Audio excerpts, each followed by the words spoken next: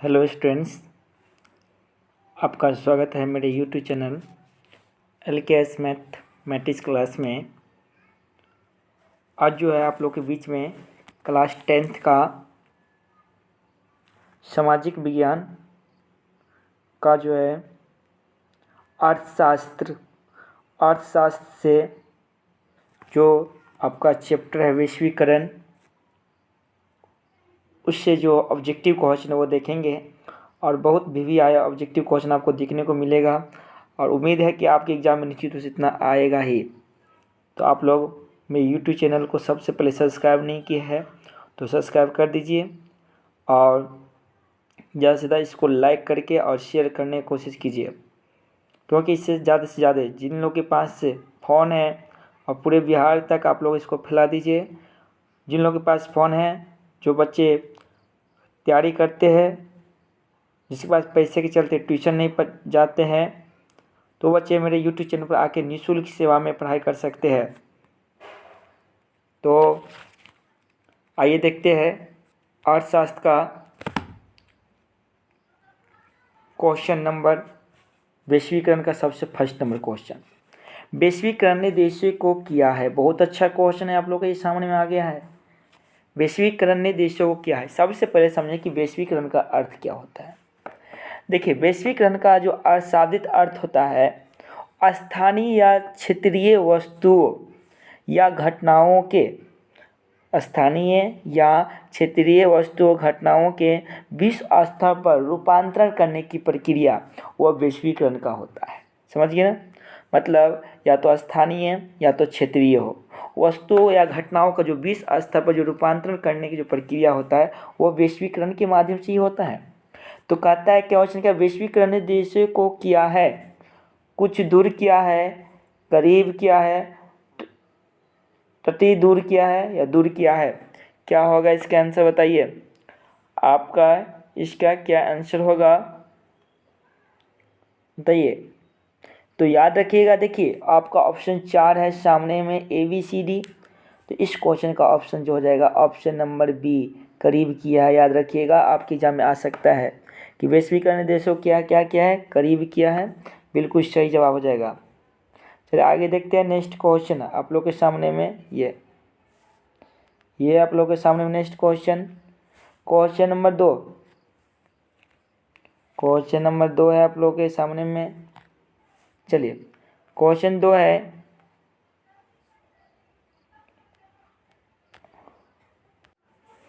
चलिए question next देखते हैं आप लोग के सामने में। क्वेश्चन नंबर 2 अच्छा क्वेश्चन है। उदारीकरण प्रतिबंधों को हटाती है। उदारीकरण प्रतिबंधों को हटाती है, अच्छा क्वेश्चन है। परमिट संबंधी, लाइसेंस संबंधी, कोटा संबंधी, उपयुक्त तीनों, क्या होगा इसका आंसर। सबसे पहले समझेंगे उदारीकरण क्या होता है। सबसे पहले समझेंगे कि उदारीकरण क्या होता है। देखिए, उदारीकरण का अर्थ होता है कि नियंत्रण में या कोई चीज़ का नियंत्रण उसमें ढील देना या उन्हें हटा देना, जिससे आर्थिक विकास को बढ़ावा मिले। मतलब आर्थिक विकास के बढ़ावा के लिए जिस चीज़ को हटा दिया जाता है वही आपका उदारीकरण कहलाता है। उदारीकरण होता है तो आर्थिक विकास को बढ़ावा देने के लिए क्या इसको हटाना चाहिए, परमिट संबंधी, लाइसेंस संबंधी, कोटा संबंधी, उपयुक्त तीनों, क्या होगा बताइए।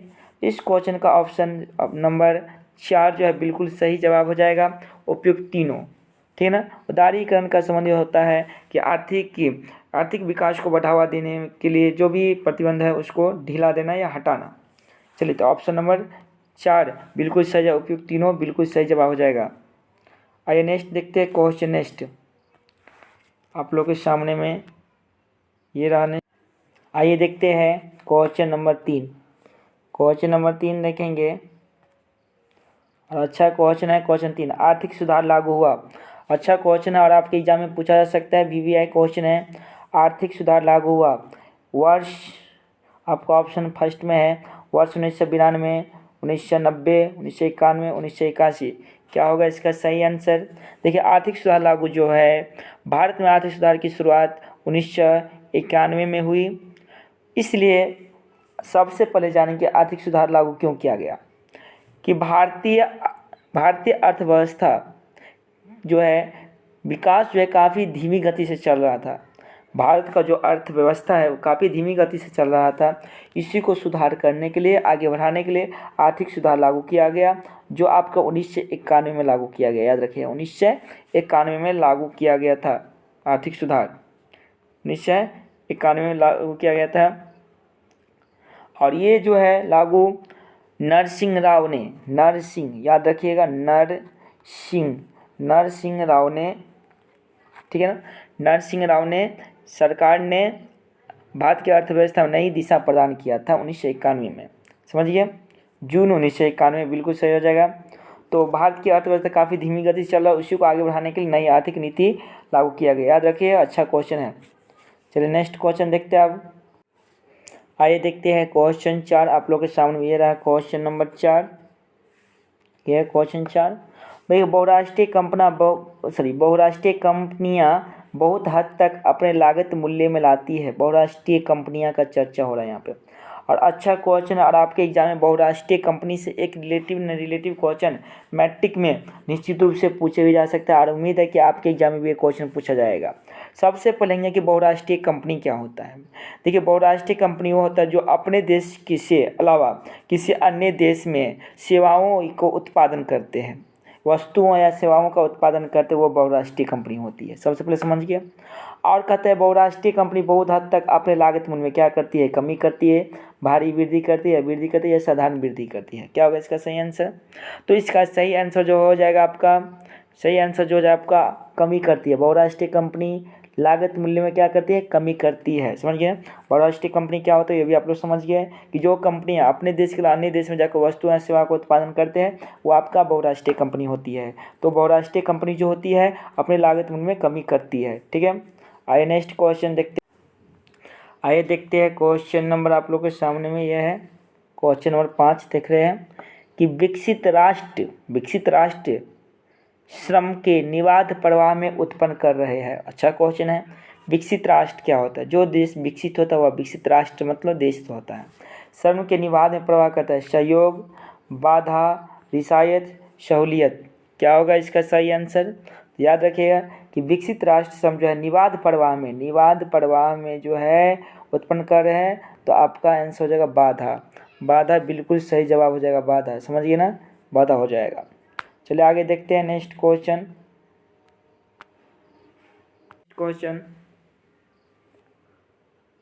तो भारत सरकार ने निजीकरण की नीति अपनाई।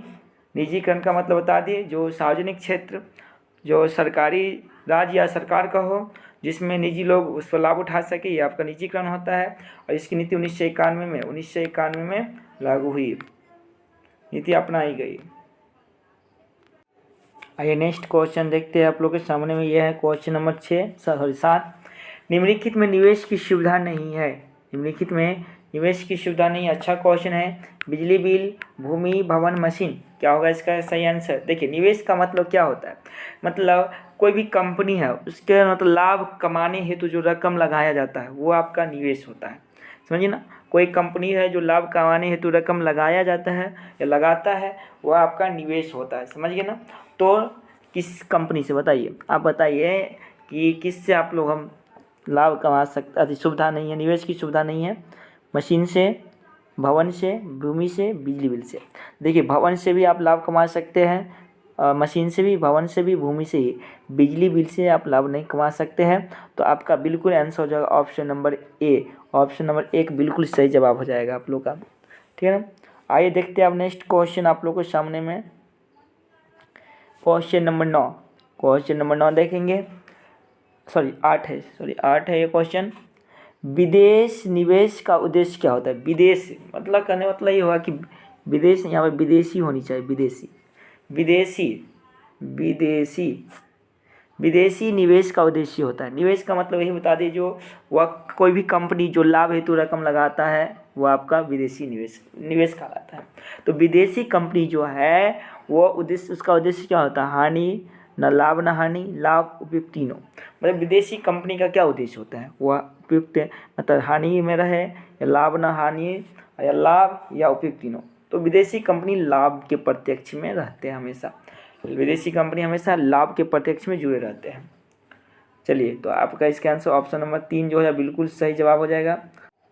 आइए नेक्स्ट क्वेश्चन देखते हैं। आप लोग के सामने में ये क्वेश्चन है और बहुत अच्छा क्वेश्चन है। ये क्वेश्चन एग्जाम में बहुत बार पूछा गया है और ये 2023 में आ सकता है। VVI लगा लीजिए, VVI क्वेश्चन है, VVI लगा लीजिए। आपके क्वेश्चन एग्जाम में क्वेश्चन निश्चित रूप से आ सकता है।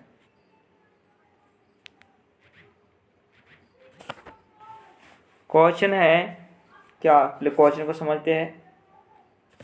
क्वेश्चन है कि WTO का विस्तारित रूप क्या। अच्छा क्वेश्चन है। WTO का विस्तारित रूप women trade, world trade organization, world trade organization, week trade organization. क्या हो इसका सही आंसर देखिए। तो WTO का विस्तारित रूप जो है आपका ऑप्शन नंबर 2 बिल्कुल सही है, world trade organization. World trade organization बिल्कुल सही जवाब हो जाएगा। इसको हम लोग हिंदी में विश्व व्यापार संगठन भी बोलते हैं। विश्व व्यापार संगठन, याद रखिएगा। इसको हिंदी में विश्व व्यापार संगठन भी कहते हैं। विश्व व्यापार संगठन।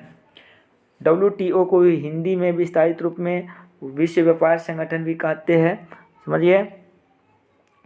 और इसका जो स्थापना 1 जनवरी, याद रखिए। WTO मतलब वर्ल्ड ट्रेड ऑर्गेनाइजेशन मतलब विश्व व्यापार संगठन का स्थापना 1 जनवरी 1995 में। 1 जनवरी याद रखिएगा, आपके एग्जाम में आ सकता है। 1 जनवरी 1995 में मतलब दे देगा कि वो WTO की स्थापना कब हुई, या वर्ल्ड ट्रेड ऑर्गेनाइजेशन की स्थापना कब हुई, या विश्व व्यापार संगठन की स्थापना कब हुई। 1995 में, 1 जनवरी 1995 में। कभी कभी इसका मुख्यालय भी पूछ जाता है, तो याद रखिएगा इसका मुख्यालय जो है आपको कहाँ है, तो इसका मुख्यालय जिनेवा में है, याद रखिएगा। विश्व व्यापार संगठन का मुख्यालय कहाँ है, तो मुख्यालय जो है इसका जिनेवा में, याद रखिएगा। जिनेवा में मुख्यालय पूछ दो तो जिनेवा में इसका मुख्यालय। कभी कभी ये भी क्वेश्चन पूछ देता है, समझिए ना। वर्तमान में अभी इसमें जो है 144 देश इसमें जुड़े हुए हैं। 164 देश, 164 देश WTO में जुड़े हुए हैं। वर्ल्ड ट्रेड ऑर्गेनाइजेशन विश्व व्यापार संगठन में 144 देश सदस्य बने हुए हैं। चलिए अब आगे देखते हैं नेक्स्ट क्वेश्चन।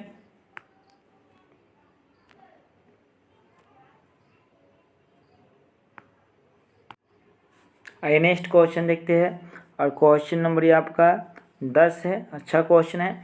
वैश्वीकरण का नकारात्मक प्रभाव बिहार में है। देखिए बिहार का बस चर्चा हो रहा है, तो क्या नकारात्मक प्रभाव अपेक्षाकृत कम, साधारण, अपेक्षाकृत ज़्यादा, इनमें से कोई नहीं।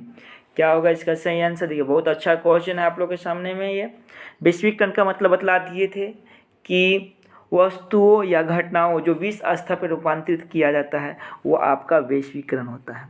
विश्व स्तर रूपांतरित किया जाता है, तो इस पर क्या प्रभाव, नकारात्मक प्रभाव क्या पड़ा है बिहार में। अपेक्षाकृत ज़्यादा पड़ा है, कम पड़ा है, या साधारण, अपेक्षा ज़्यादा, इनमें से कोई नहीं। क्या होगा इसका सही आंसर बताइए। क्या होगा इसका आंसर। तो बहुत कम प्रभाव पड़ा बिहार में, जो है वैश्वीकरण का प्रभाव बहुत कम ही पड़ा है, समझिए ना। वैश्वीकरण का प्रभाव, नकारात्मक प्रभाव बिहार में जो है वैश्वीकरण का नकारात्मक का बहुत कम ही पड़ा है। तो ऑप्शन नंबर ए बिल्कुल सही आंसर हो जाएगा आप लोग का, ठीक है। देखिए क्वेश्चन 11 देखते हैं। फिर से आप लोग का वही क्वेश्चन आ गया। भारत में आर्थिक सुधार आरंभ हुई। अच्छा क्वेश्चन है। फिर से वही क्वेश्चन जो 1991 में, 1990 में, 1992, 1993 में। आर्थिक सुधार क्यों हुई थी, तो आर्थिक सुधार इसलिए हुई थी भारत में क्योंकि भारत की अर्थव्यवस्था काफ़ी धीमी गति से चल रही थी। उसी को सुधार करने के लिए आर्थिक सुधार आरंभ हुई थी। और जो आपका जो आंसर जो है 1991 में, 1991 ऑप्शन नंबर ए बिल्कुल सही जवाब हो जाएगा। 1991 में बिल्कुल सही जवाब हो जाएगा। भारत में आर्थिक सुधार आरंभ कब हुई थी, 1991 में हुआ था, ठीक है ना। जो भारत की अर्थव्यवस्था जो है काफ़ी धीमी गति चल रही थी, उसी को आगे बढ़ाने के लिए नई आर्थिक नीति लागू की गई थी, ठीक है ना। याद रखिएगा इसको, ठीक है। आइए देखते हैं नेक्स्ट क्वेश्चन आप लोग के सामने में। ये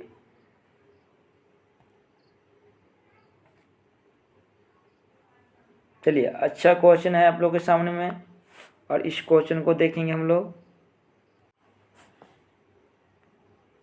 आइए देखते हैं क्वेश्चन नंबर 12 नेक्स्ट। क्वेश्चन 12 है कि बाजार व्यवस्था का महत्वपूर्ण अंग क्या है। बाजार व्यवस्था का महत्वपूर्ण अंग क्या है। अच्छा क्वेश्चन आप लोग के सामने में, बाजार व्यवस्था का महत्वपूर्ण अंग क्या है। देखिए बाजार व्यवस्था का महत्वपूर्ण अंग क्या है? उपभोग। उपभोग का मतलब क्या होता है? जो वस्तुओं का उपयोग करते हैं, जो लोग वस्तुओं का उपयोग उपभोग कर रहे हैं। ब्याज, जिसे हम लोग सूद भी बोलते हैं। संपत्ति, जमीन, क्या होगा ये बताइए? बाजार व्यवस्था का महत्वपूर्ण अंग क्या है? बाजार व्यवस्था, बाजार जानते हैं मार्केट, उसका महत्वपूर्ण अंग क्या है? आपका उपभोग है या बाजार ब्याज है, संपत्ति, जमीन, क्या होगा इसका आंसर बताइए? तो बाजार व्यवस्था सबसे महत्वपूर्ण अंग जो हो गया आपका उपभोग हो गया। उपभोग का मतलब तो उपयोग करने वाला। बाजार के लिए सबसे महत्वपूर्ण अंग क्या? उपभोग, मतलब उपयोग करने वाला। बिल्कुल सही जवाब ऑप्शन नंबर ए बिल्कुल सही जवाब हो जाएगा। ठीक है, आइए नेक्स्ट देखते हैं क्वेश्चन आप लोगों के सामने में। ये रहा क्वेश्चन, क्वेश्चन नंबर 14 देखेंगे हम लोग। क्वेश्चन नंबर 14 देखेंगे। देखिए ये आप लोगों के सामने क्वेश्चन नंबर 14 अच्छा क्वेश्चन है और आपके एग्जाम में आ सकता है। अंतर्राष्ट्रीय व्यापार संबंधी नियमों को निर्धारित करने वाली संस्था कौन सी है? अंतर्राष्ट्रीय व्यापार संबंधी नियमों को निर्धारित करने वाली संस्था कौन सी है? विश्व बैंक, ISF, UNO, इनमें से कोई नहीं। क्या होगा इसका आंसर? देखिए अंतर्राष्ट्रीय व्यापार क्या होता है? जो विश्व लेवल पर जो व्यापार होता है, पूरे विश्व लेवल पर जो व्यापार होता है, जो जिसे एक देश दूसरे देश से व्यापार करते, वो आपका अंतर्राष्ट्रीय व्यापार होता है, जिसे कि शॉर्टकट में WTO भी बोलते हैं, वर्ल्ड ट्रेड ऑर्गेनाइजेशन। याद रखिए, वर्ल्ड ट्रेड ऑर्गेनाइजेशन भी कहा जाता है इसे। और जो इससे पहले क्वेश्चन हम लोग देख चुके हैं। तो विश्व व्यापार संबंधी नियमों को निर्धारित करने वाली संस्था कौन सी है? तो आपका विश्व बैंक बिल्कुल सही आंसर हो जाएगा। विश्व बैंक आपका बिल्कुल सही आंसर हो जाएगा। चलिए नेक्स्ट देखते हैं क्वेश्चन। नेक्स्ट ये क्वेश्चन आप लोग के सामने आ गया, बहुत अच्छा क्वेश्चन है। वैश्वीकरण, ये वैश्वीकरण आज से बार बार वैश्वीकरण का चर्चा हो रहा है। वैश्वीकरण क्या होता है तो आप लोग जान चुके हैं। तो वैश्वीकरण का, जब वैश्वीकरण कहते हैं, वैश्वीकरण कितने अंग हैं? एक 2 3 4, 1 2 3 4, क्या होगा बताइए? वैसे तो याद रखिए कि वैश्वीकरण की जो मुख्यतः है, जो आपको 4 अंग है। वैश्वीकरण कितने अंग है? तो वैश्वीकरण की मुख्यतः 4 अंग है। तो आपका ऑप्शन नंबर 4 बिल्कुल सही हो जाएगा। 4 में ऑप्शन नंबर 4 बिल्कुल सही हो जाएगा। तो वैश्वीकरण कितने अंग है? वैश्वीकरण के 4 अंग है। चलिए आगे देखते हैं नेक्स्ट क्वेश्चन आप लोग के सामने में। देखिए बहुत अच्छा क्वेश्चन आ गया। इनमें से कौन बहुराष्ट्रीय कंपनी, इनमें से कौन बहुराष्ट्रीय कंपनी नहीं है? बहुराष्ट्रीय कंपनी, सबसे पहले जानेंगे कि बहुराष्ट्रीय कंपनी क्या होता है। बार बार चर्चा कर रहे हैं कि बहुराष्ट्रीय कंपनी क्या होता है। जो कंपनी अपने देश के अलावा जो दूसरे देश में जाकर उद्योग लगाती है या वस्तु का उत्पादन करती है, वो आपका बहुराष्ट्रीय कंपनी कहलाती है। तो इनमें कौन बहुराष्ट्रीय कंपनी नहीं? आपका ऑप्शन है फोर्ड मोटर्स। सबसे पहले जानेंगे फोर्ड मोटर्स क्या है। देखिए फोर्ड मोटर्स जो है एक अमेरिकी बहुराष्ट्रीय वाहन निर्माता मतलब वाहन का निर्माण करने वाला कंपनी है।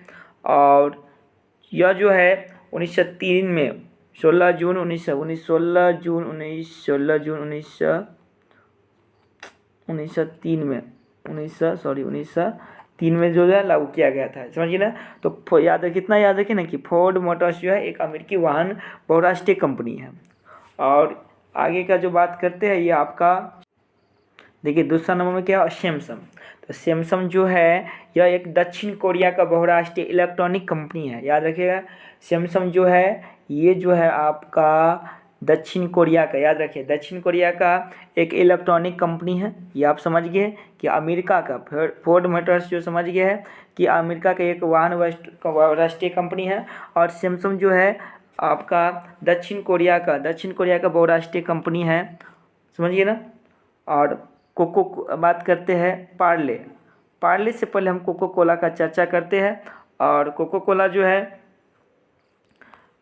जो है आपका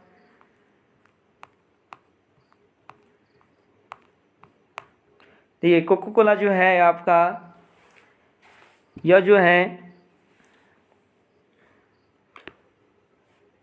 देखिए कोको कोला जो होता है यह एक कार्बोनेटेड शीतल पेय है, मतलब ये पीने वाला है, जो आप लोग जानते भी होंगे कोको कोला के बारे में, ठीक है ना। और ये भी एक बहुराष्ट्रीय कंपनी है, ठीक ना। बात करते हैं और इस question option number 3 Parle. Parle जो है आपका पार्ले पार्ले जो है बहुराष्ट्रीय कंपनी नहीं, ये भारत की कंपनी है। और ये कंपनी जो है आज़ादी से पहले जो है पार्ले गुल्को से मिलता था। ये बिस्कुट कंपनी है, ये एक पार्ले जो बिस्कुट कंपनी है पार्ले गुल्को से मिलता था, नाम से मिलता था। और जो है 1980 के बाद जो है इसका नाम पार्ले जी पड़ गया। याद रखिए, पार्ले जी पड़ गया 1980 के बाद। तो आपका ऑप्शन नंबर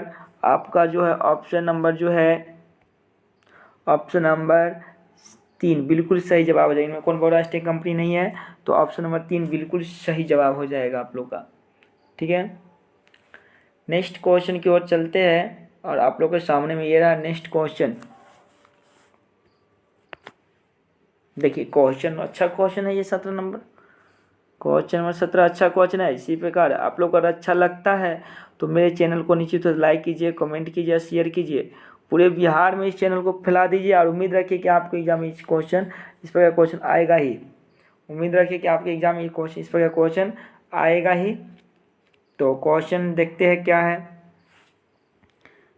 चलिए सबसे पहले देखिए क्वेश्चन आप लोग का ये 17 नंबर है कि वैश्वीकरण से बिहार के किस उद्योग को प्रोत्साहन मिला है। सबसे पहले वैश्वीकरण के बारे में हम लोग समझ चुके हैं, जो विश्व स्तर पर वस्तुओं या घटनाओं को प्रोत्साहन करते हैं वैश्वीकरण से होता है। तो वैश्वीकरण बिहार से किस उद्योग को प्रोत्साहन मिला है, तो ऑप्शन है कृषि एवं पशुपालन, पर्यटन उद्योग और विनिर्माण उद्योग, इनमें से कोई नहीं। तो देखिए, तो सबसे कृषि एवं पशुपालन आप लोग समझते होंगे, इसको प्रोत्साहन मिला है। पर्यटन उद्योग आप लोग जानते हैं। विनिर्माण क्या होता है, विनिर्माण जो होता है ये आपका जो कंपनी में जो बड़े पैमाने पर कच्चा माल तैयार किया जाता है वो विमान उद्योग होता है। पर्यटन, तो इसका आंसर जो है पर्यटन उद्योग बिल्कुल सही जवाब हो जाएगा। ऑप्शन नंबर आपका 2, ऑप्शन नंबर 2 बिल्कुल सही जवाब हो जाएगा, सही। चलिए आगे देखते हैं नेक्स्ट क्वेश्चन आप लोगों के बीच में ये रहा 18। देखिए बहुत अच्छा क्वेश्चन आ गया है आप लोगों के सामने में 18 नंबर क्वेश्चन। 18 नंबर क्वेश्चन अच्छा क्वेश्चन और आपके एग्जाम में आ सकता है कि ग्राहक देखभाल सेवा के लिए प्रयोग किया जाता है। बहुत अच्छा क्वेश्चन आ गया है। मतलब ग्राहक के देखभाल के लिए सेवा के लिए प्रयोग किया जाता है, बाजार किया जाता है या उत्पादन या कॉल सेंटर, इनमें से कोई नहीं। बताइए क्या होगा। तो इस क्वेश्चन की जवाब आप लोग अच्छे तरीके से दे सकते हैं। बहुत अच्छा क्वेश्चन है और एग्जाम में आ सकता है। तो ग्राहक सेवा देखभाल के लिए प्रयोग किया जाता है आपका कॉल सेंटर का, और कोई चीज़ का देखभाल या सुविधा का प्रयोग किया जाता है कॉल सेंटर का। तो कॉल सेंटर बिल्कुल सही जवाब हो जाएगा। आइए नेक्स्ट क्वेश्चन देखते हैं। आप लोग का लास्ट क्वेश्चन है आज। तो अगर आप लोग को अच्छा लगता है तो नीचे तो इसको लाइक कीजिए, शेयर कीजिए, कमेंट कीजिए, और आप लोग ज़्यादा से ज़्यादा इसको शेयर करने का कोशिश कीजिए। आप लोग को रोज़ हम इसी तरह का क्वेश्चन लेते आएंगे। अगर आपको अच्छा लगता है तो यूट्यूब से सब्सक्राइब कीजिएगा। चलिए आप लास्ट क्वेश्चन देखते हैं। क्वेश्चन नंबर आप लोग का ये है 19 नंबर क्वेश्चन। पार्ले समूह के थम्स अप ब्रांड को किस बहुराष्ट्रीय कंपनी ने खरीद लिया। देखिए पार्ले समूह जो चल रहा था आज़ादी से पहले, पार्ले गुल्क जो चल रहा था उसका जो है 1980 या 85 के बाद जो है पार्ले जी नाम बन गया। उसे किस बहुराष्ट्रीय कंपनी ने खरीद लिया। नोकिया ने, एलजी ने, रिबॉक ने, कोको कोला ने, किस कंपनी ने खरीद लिया, किस कंपनी ने खरीद लिया। तो पार्ले समूह के थम्स अप ब्रांड को किस बहुराष्ट्रीय ने पार्ले समूह के थम्स अप ब्रांड को किस कंपनी ने खरीद लिया, तो कोको कोला ने खरीद लिया। याद रखिएगा किस कंपनी ने खरीद लिया, तो कोको कोला ने खरीद लिया। इसका बिल्कुल सही आंसर हो जाएगा ऑप्शन नंबर डी। आपके एग्जाम में अधिकतर पूछे जाते हैं या और आपके एग्जाम के लिए VVI क्वेश्चन है आपके लिए, समझिए ना। तो उम्मीद करते हैं कि आप लोग को निश्चित रूप से समझ में आया ही होगा। तो आज के लिए इतना ही रहते हैं। जय हिंद, जय भारत। इसी प्रकार आप लोग मेरे चैनल से बने रहिए, ज़्यादा से ज़्यादा शेयर कीजिए, लाइक कीजिए, और इसी प्रकार आप लोग के बीच में हम क्वेश्चन लेते आएंगे। क्वेश्चन लेके बार बार आते हैं। अगर आप लोग चाहे तो मेरे टेलीग्राम से जुड़ सकते हैं। मेरे टेलीग्राम से आप जुड़ जाइए, और टेलीग्राम से जुड़ने से आपको फ्री में PDF निःशुल्क में PDF मिलेगा, प्राप्त हो जाएगा। आप लोग चाहते हैं आप लोग इसका PDF लें तो मेरे टेलीग्राम से निश्चित रूप से जुड़े। जय हिंद, जय भारत, धन्यवाद।